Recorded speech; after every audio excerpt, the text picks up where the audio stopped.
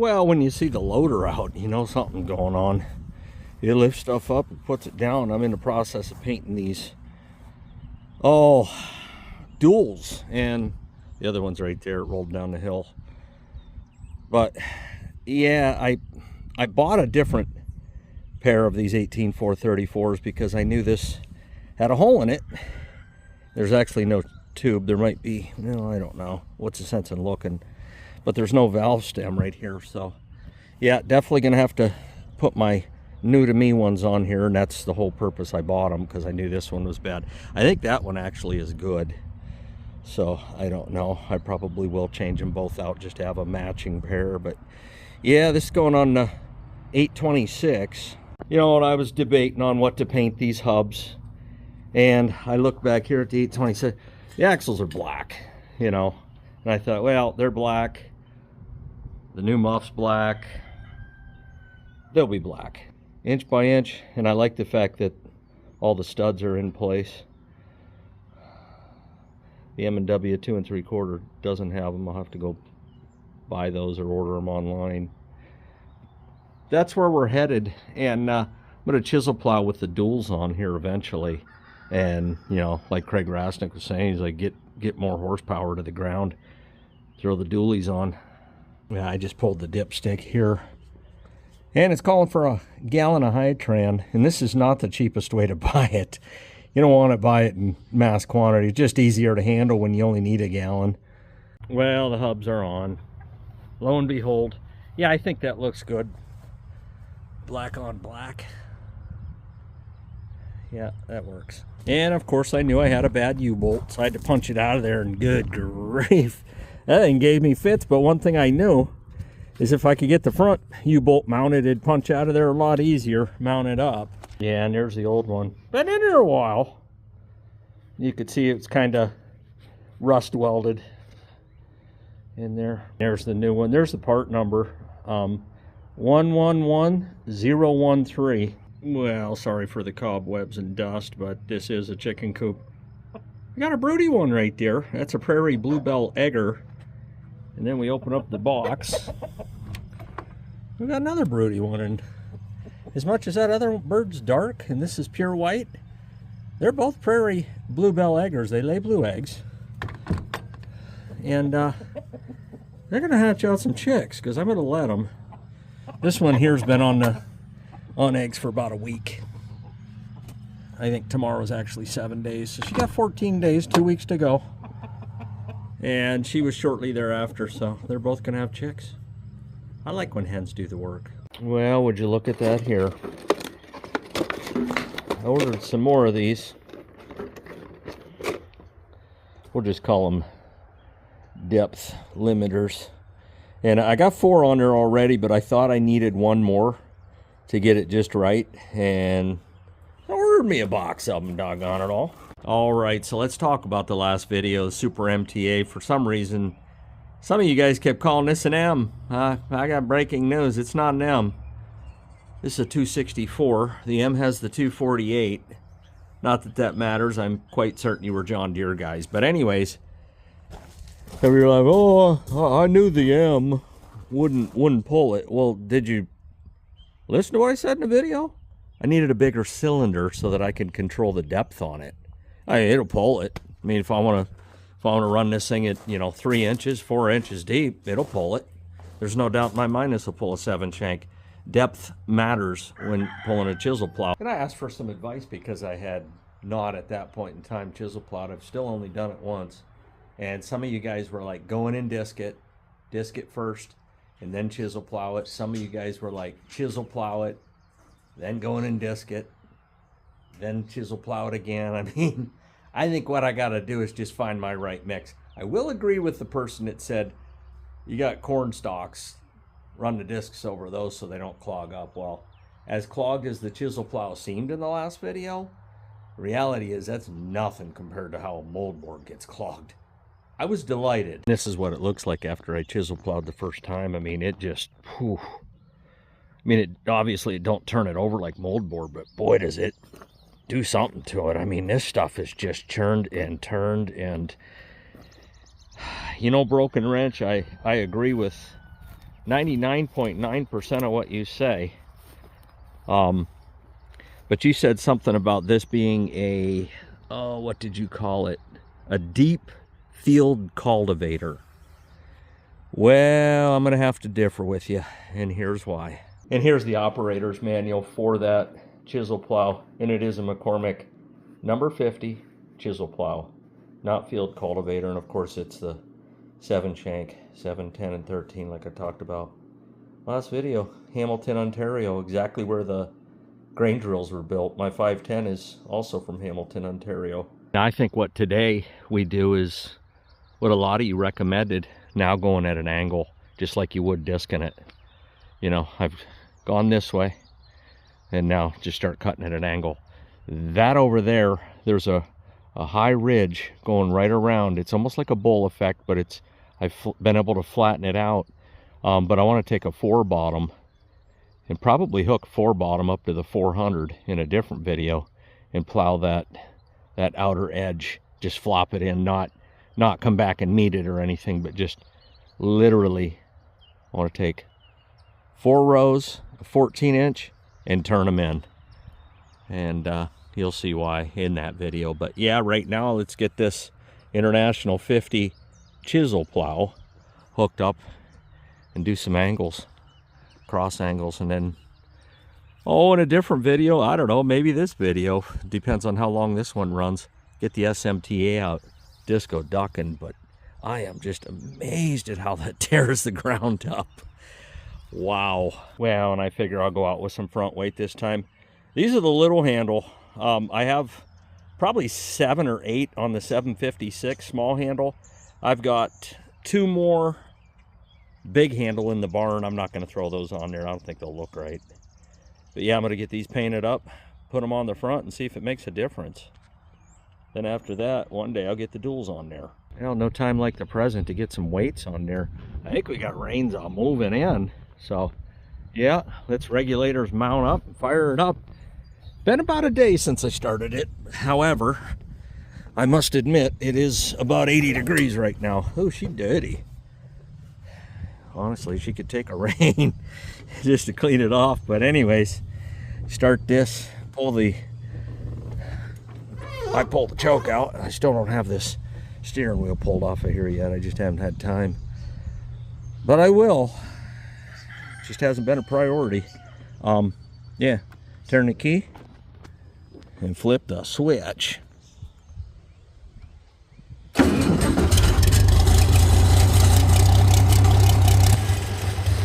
It's all fired up.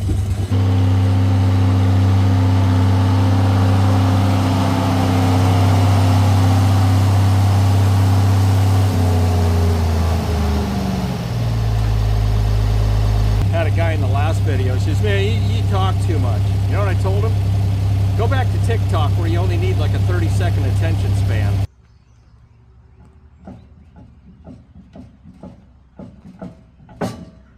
There we go. Uno.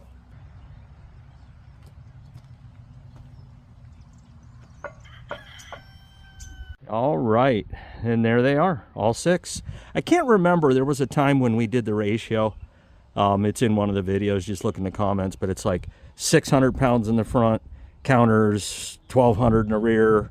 It's either a 2-to-1, a 3-to-1, could be a 1.5 to 1. What I don't know, I don't remember, but I know it's going to be more than 600 pounds. And when I was pulling that chisel before, I was getting not terribly light in the front end, but I noticed just a slight lift, and I think that 600 pounds up front will stop that nonsense. I do have the hubs on here, as you just saw, waiting to mount my better dual tires on the cast centers, 9-bolt. So for now, this is going to have to do. Let's get out there and cross cut it.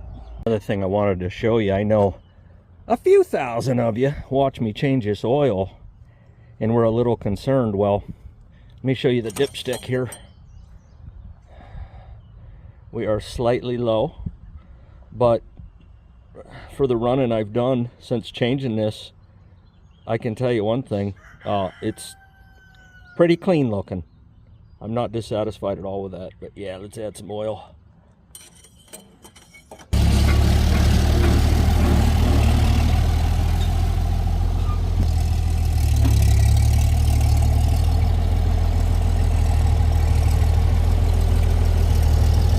Well, we're hooked up and ready to roll. I did add 2, I'll call them stroke inhibitors, just to see where this goes. Again, if you watch the last video, the goal is to be right at the top of that shovel.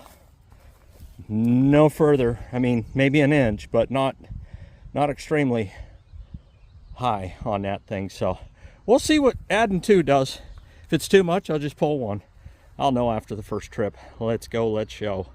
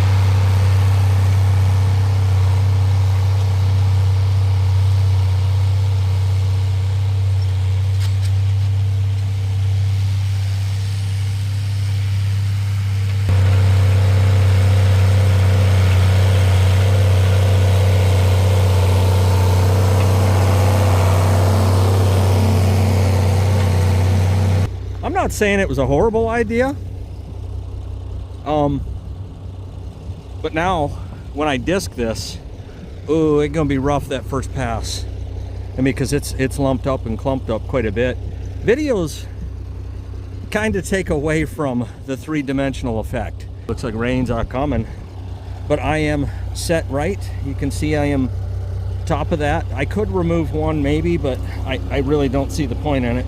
Like that shovel's covered, that's covered, that's covered. So yeah, let's keep right on a rolling.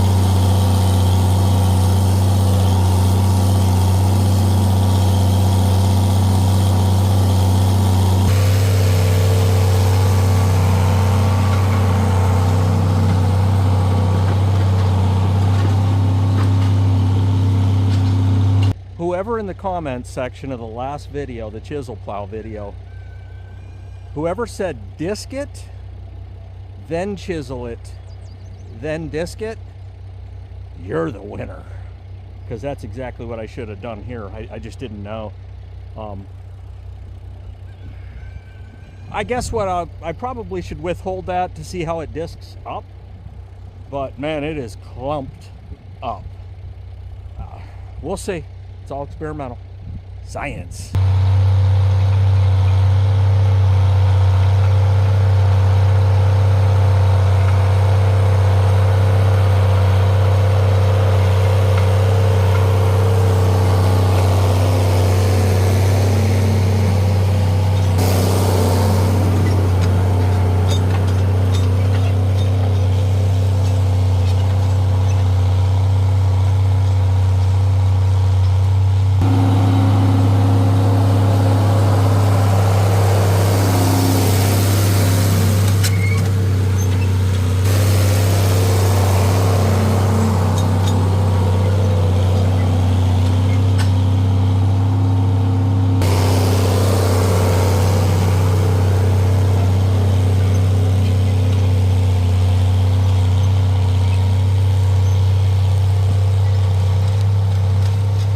Where there's thunder, there's lightning, and it's moving in. Next video, we're gonna disc this up. Super MTA. Boom. Thanks for watching. Hit subscribe. Did you hear what I heard? I'm out here like Vladimir.